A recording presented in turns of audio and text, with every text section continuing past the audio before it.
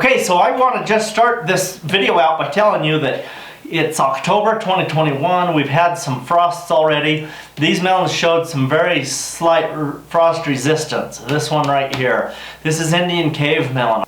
I got the seed from Laura and Monty Bledsoe in Overton, Nevada from Quail Hollow Farm. They got the seed from some distant relatives of mine, which is they're the Bundy family, and they raised these seeds on the Arizona Strip, and a member of their family found this seed in an Indian pot 100 years ago down there, and they've been raising the seeds. So here is this melon, and this one tasted good, and so I brought it in. This one, the flavor of this one was a 10. It actually had frost resistance because we've had some frosts. I covered the melon itself with a blanket, but a whole bunch of the plant was exposed, not out under the blanket, and the leaves did not freeze and die. I didn't know that that was a thing, but it's just what I observed, so this is very interesting. This is Common Old Moon and Stars. I've not tasted it. And then this is a melon from Turkey, like the country Turkey, and I cut it open. It's very pale on the inside. I thought it would have no flavor, but it actually tasted pretty good, so I brought it in. I cut about 7 or 8, 9 other melons. I didn't count. I just cut some other melons out there. They had no flavor, so I left them there. This one actually had flavor, so I thought I want the seeds from this one to bring it in. Let's taste it. It's very aromatic, very fruity, it reminds me of a peach. But not really, more like a melon. But it has a light flavor, like you'd find in a white peach. A white cling peach has white cling peaches have a specific flavor, but I'm gonna save every seed out of here that I think will grow. That's a good melon. So, doing the taste test here, on a scale of 1 to 10, this turkey melon, I don't think it's ripe, but on the scale of 1 to 10, I'm going to give this, I'm going to give it like a 3. So that's not very high, but it does have sweetness, and it has goodness, where the other ones had none of that.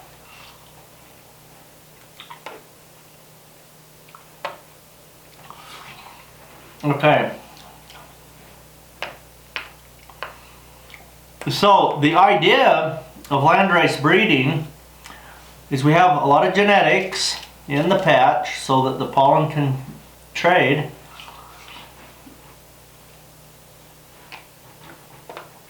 A lot of different fathers to these little fruits, and then we pick the one fruit that's the very best. This is the only one from this variety which had any sweetness this year. So I'm going to replant all of these seeds from this variety, and we'll grow them out next year. And then next year we'll see what happens. Hopefully we have some genetic characteristics in these seeds that will adapt it to our climate here. Almost have all the seeds out. Let me just take a flavor again.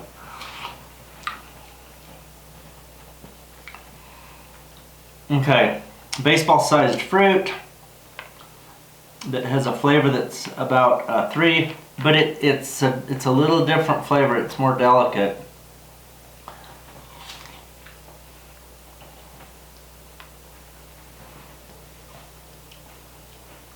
And that could be that it's not ripe. So let's see what we ended up with. 4, 6, 8, 10, 12, 14, 16, 22, 4, 6, 8, 32, 34 seeds!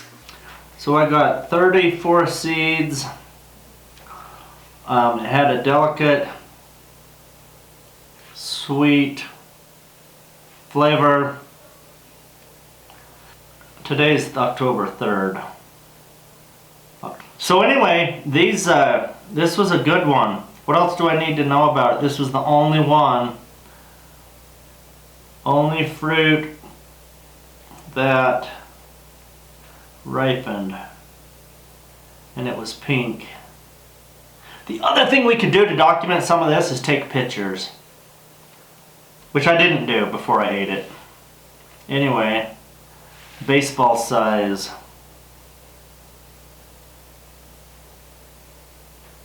But this showed that it is ripening in our climate, so I'm keeping that one. That one is a keeper, so that's good. Let's cut this Moon and Stars. I brought it in for fun because it was bigger than some of the others. No, normally these are a big melon. These guys will get big. Like, you know, 25 pounds. These guys can get giant. So it's pink inside. I'm wondering about this. This is interesting to me. Okay.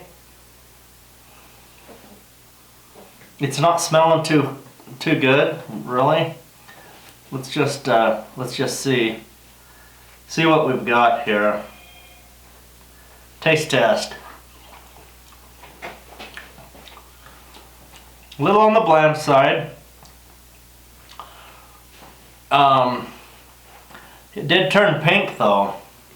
Okay, on a scale of 1 to 10 for this one's flavor, it's probably about a 3.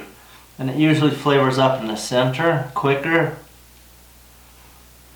So let's just taste it here.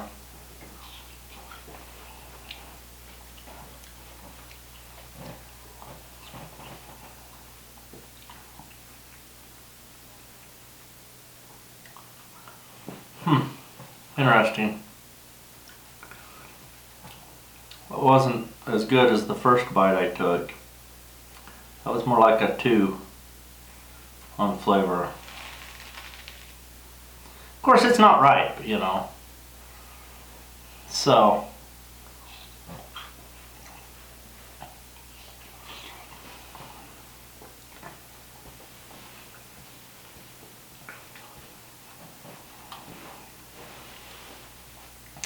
I think I'm going to give it a chance because it grew into a fruit, it turned pink, it ripened. We can work on taste later on. Moon and Stars.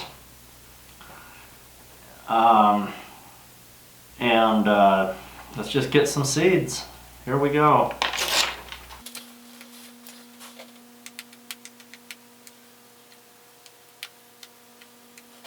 Now my flavor taster is picky. Like, I won't eat most melons from the store. This is as good as a lot of melons I've got from the store. It certainly has a flavor.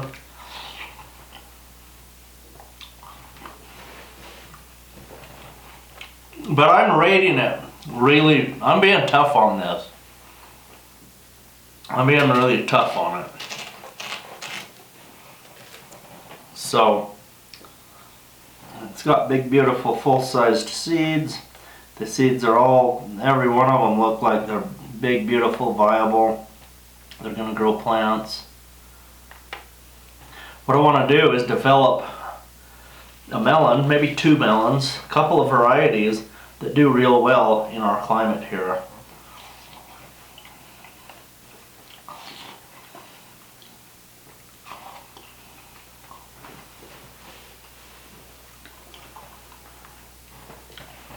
Okay, that's good. That's good enough to share with other people.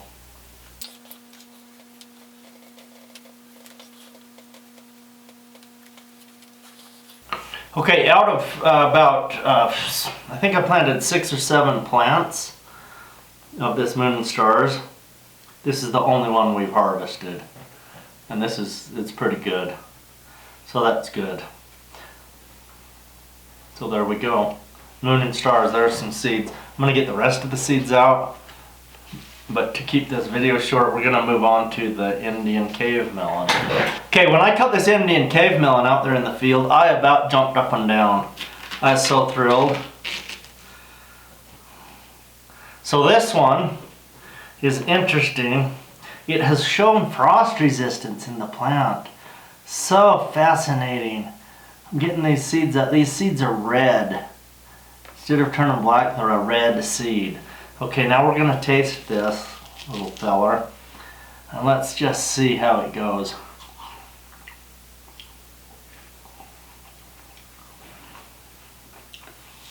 Okay, on a scale of 1 to 10,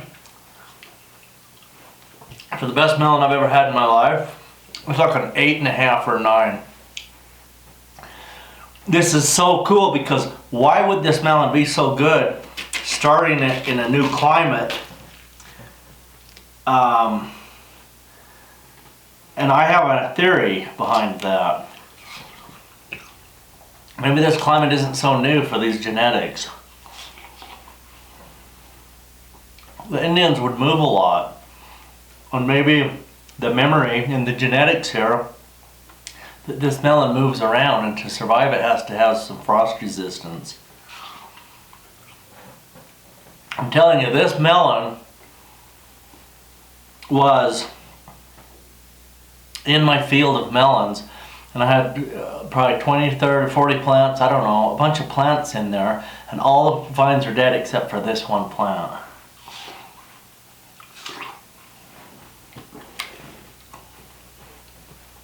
That was so good I wanted to call it a 10, but I don't think it is. That was a good solid 9. I'm so happy. Sometimes it can take a decade to get a fruit to taste this good. A decade of breeding every year. Tasting hundreds of fruits in the fields and selecting from the best one every time.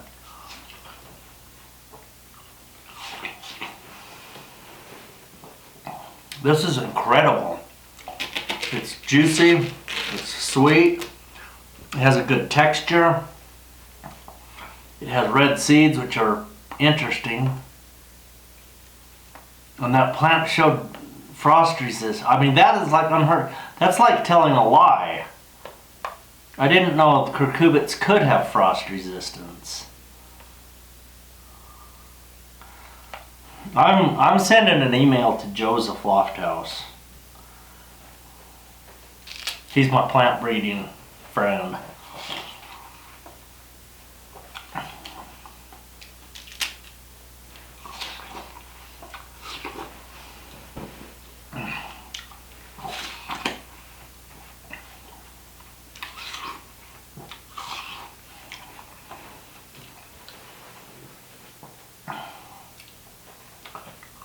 Man, I love it. This is cool.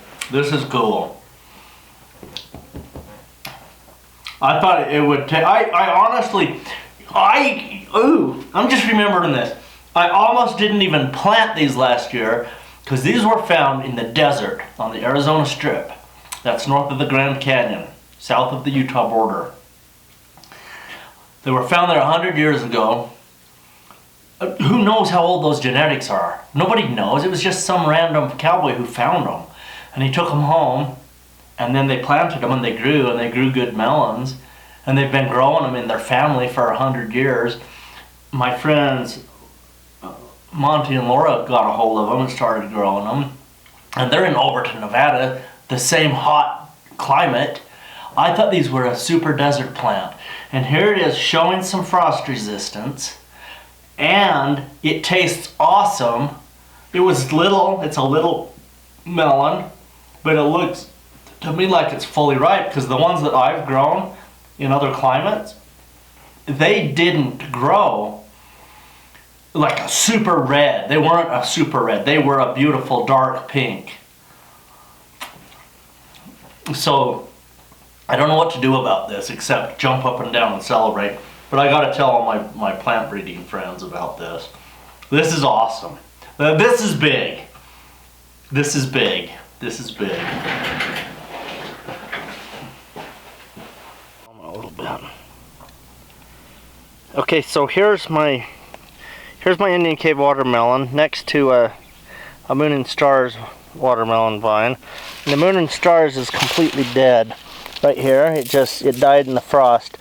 And the Indian Cave melon, it doesn't look harmed too bad. And so this is the plant that I just picked that one off of. And it looks good compared to the moon and stars, and it has all turned black from the frost we've had the last few days.